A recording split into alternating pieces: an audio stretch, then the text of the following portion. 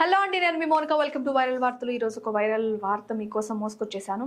మనిషికి బేసికల్గా ఒక తల, రెండు చేతులు, రెండు కాళ్ళు. కానీ ఇక్కడ పరిస్థితి ఇంకోలా ఉంది. మీ అందరికీ బ్రహ్మంగారి కాలజ్ఞానం తెలుసు కదా. అయినా తెలుగు వాళ్ళకి బ్రహ్మంగారి కాలజ్ఞానం తెలియకపోవడం ఏంటి? కనీసం విని ఉండని వాళ్ళు కూడా ఉండరేమో అని చెప్తా. కనీసం ఒకసారైనా వినుంటారు.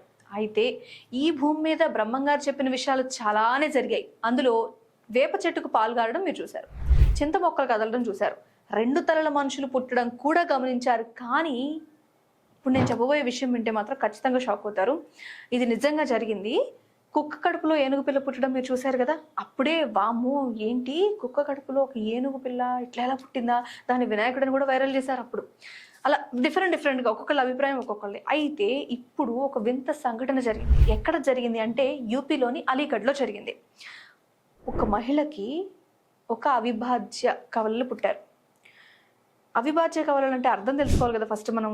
అది ఎలాగా అంటే బేసికల్గా నేను చెప్పినట్టు ఒక తల, రెండు చేతులు, రెండు కాళ్ళు కాకుండా ఎక్స్ట్రా అవయవాలు ఉంటే వాళ్ళని అలా పిలుస్తాం అనమాట. అయితే ఆ బాబు ఎలా పుట్టాడో తెలుసా? రెండు తలలు, నాలుగు చేతులతో పుట్టాడు.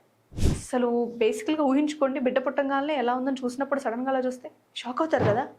అయితే సేమ్ సిచ్యువేషన్ జరిగింది అక్కడ కూడా. ఆ తల్లి సడన్గా బిడ్డను చూసి బేసికల్గా అప్పటికే ప్రసవ వేదన అనుభవించో లేకపోతే ఆపరేషన్ వల్ల చాలా స్ట్రెస్ ఫీల్ అవుతారు. సడన్గా ఆ బిడ్డను చూడంగానే ఆవిడకి ఏమైందో తెలియదు, కానీ అక్కడికక్కడే ప్రాణాలు కోల్పోయింది. ఇంకా ఆవిడ లేదు. సరే, ఆవిడ ఎటూ లేదు, మరి బిడ్డను ఏం చేయాలి?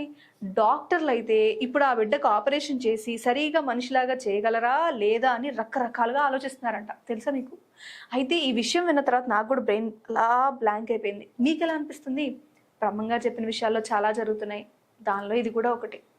సో ఇందుకే డాక్టర్లు ఏం చేస్తారని మాత్రం మనం అందరం ఎదురు చూడక తప్పదు. మీరేమంటారు?